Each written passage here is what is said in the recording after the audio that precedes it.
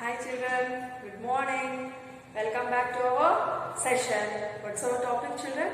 We are discussing about soil, is it? Yes. So in the last class, we have discussed about what? Types of soils, is it? Yes. So today's class, let me see the properties of soil. Properties of soil. So in these properties, percolation rate of water in soil. Percolation rate of water in soil. First of all, let me know what do you mean by the percolation. Percolation is the property of absorption of water by soil. What is this? Let me do.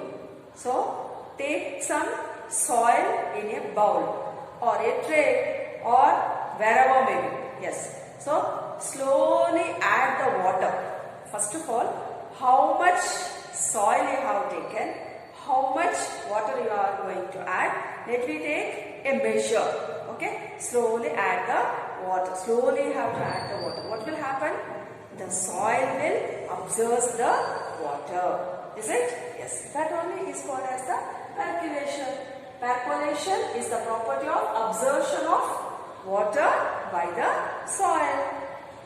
So, how we are going to calculate this one? So, we can calculate the rate of percolation by using of the formula, that is percolation rate is equal to amount of water. How much water we have taken? Water is measured in liters. Still small quantity means milliliters. Yes. So, amount of water in milliliters. Then, percolation time. How much time it has taken? That is very important. So, how much time it has taken to absorb that water? If you take both, we are going to get the rate of percolation. Then, what are the units for this? Milliliter per minutes. So, time we are measuring in the minutes. So, like this, we can find the rate of percolation. So, percolation rate is equal to amount of water by percolation time. Next, our topic is moisture in soil. What do you mean by moisture? So, nowadays, which season is this? Rainy season. The moisture in the atmosphere we are having more. That means the water percentage, the percentage of the water. So, if you keep a paper outside, take a paper and keep it outside, total night, and morning you observe, what you can observe on that paper? Water droplets. Is it? The same activity, if you conduct in the summer season, you can see, but comparing to that now season, that means winter or the rainy season, the summer season, the moisture will be less. Is it? Yes. So, now how to find out the moisture, whether it is present in the soil or not? Let me do one activity.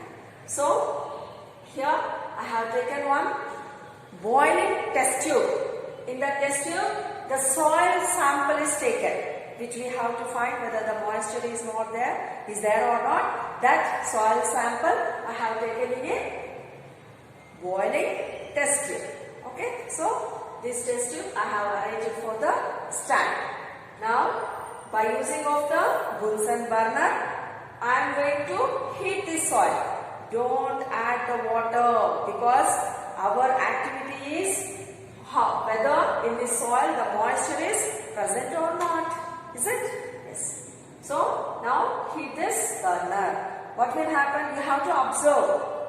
Keen observation is important in this activity. So, if you are observing, we can see small droplets which it is forming on the test tube. How it came the water? Anybody poured? No. So, in the soil itself, the moisture content will be present. So, if you want to remove, still if you are going to heat it, total the moisture will be dried up. That means it will be evaporated. Only the soil you can get it. So process of removing the moisture from the soil. Next, let me go for absorption of water by soil. So, for this also, let me do a small activity. Yes. So, I have taken filter paper. Okay. So, dropper, filter paper, funnel, beaker. So, these are the things you have to take for this activity. So, before going to take the filter paper, take the sample of soil. That soil should be very dry. Okay, so very dry and soft soil will come like that soil we have to take on the filter paper. Okay, so arrange this filter paper on the funnel. Now we have to add the water for this dropwise drop. So that's why we are using here the dropper. So by using of the dropper, dropwise drop, we have to add the water. What will happen? So the capacity, how much it is needed for the soil, that much water will be absorbed. If the water will become more, you can observe here, the water will come dropwise drop into the beaker. Then we have to stop it. We can calculate how much percentage of the water is absorbed by the soil. Here is the calculation. Let me see. Initial. So first, weight of the soil. How much soil we have taken? We have to weigh it. So here approximately 50 grams of soil is taken. Okay. Next, initial volume of water in the measuring cylinder. So the water also we have to measure it. So that is the initial volume. Initial means how much the starting. Initial is nothing but the starting. How much we have taken in the starting. That we have to measure it. Then how much total water we are not going to use, children. Is it? Yes. So how much the soil it will be absorbed, we have to see. And when the water is dropping dropwise drop, we have to stop it. Then that is the final step. Final means still how much it is remaining the water. That only the final volume of the water in the measuring cylinder. Starting how much is there? How much we have used? The finally how much it has remained. That water also we have to measure. That one we have taken to the V. Next, volume of water absorbed by the soil. How much water we have poured to the soil? That is U minus V milliliters. Weight of water absorbed by the soil. Then after that we have taken the dry soil. When we have added the water, it has become as the wet. That wet soil also we have to weigh it. That is U minus V grams.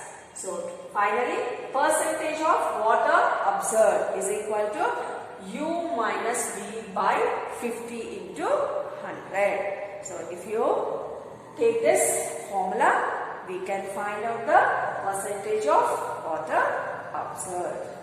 Okay, understood? So absorption of water by the soil. Next, let me go for soil and crops. So in the last class, we have studied about the soil, the types of the soil. It's nothing but clay soil, loamy soil and sandy soil.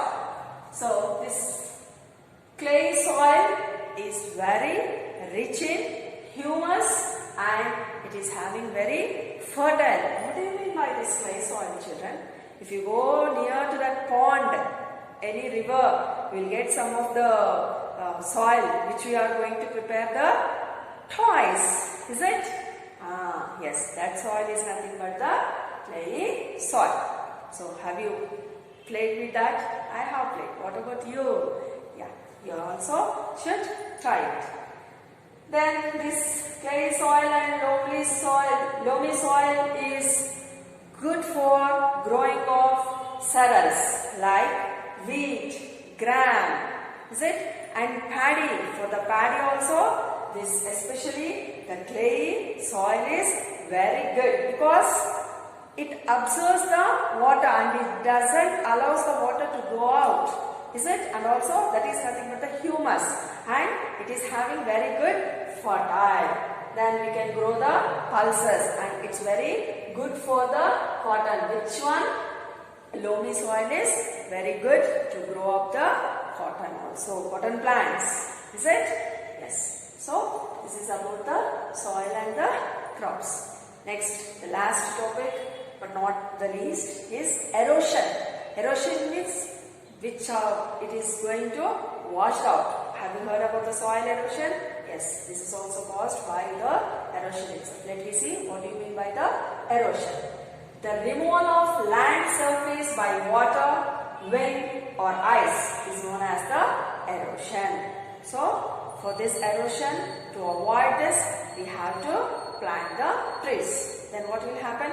That the topsoil, without moving towards to the water, it will be stopped out. Okay. So, for that we have to grow the plants, trees. So, by this, let me end up the session. Not only the session, children, we have completed our soil chapter. So, if any doubts are there, you can clarify. And what and all I have written on the blackboard, you have to write in your running notes. Running notes is nothing but your homework notes only, children. Okay, homework notes and your running notes both will be the same. Don't copy these things in your notebook. Don't get confused. Okay, thank you.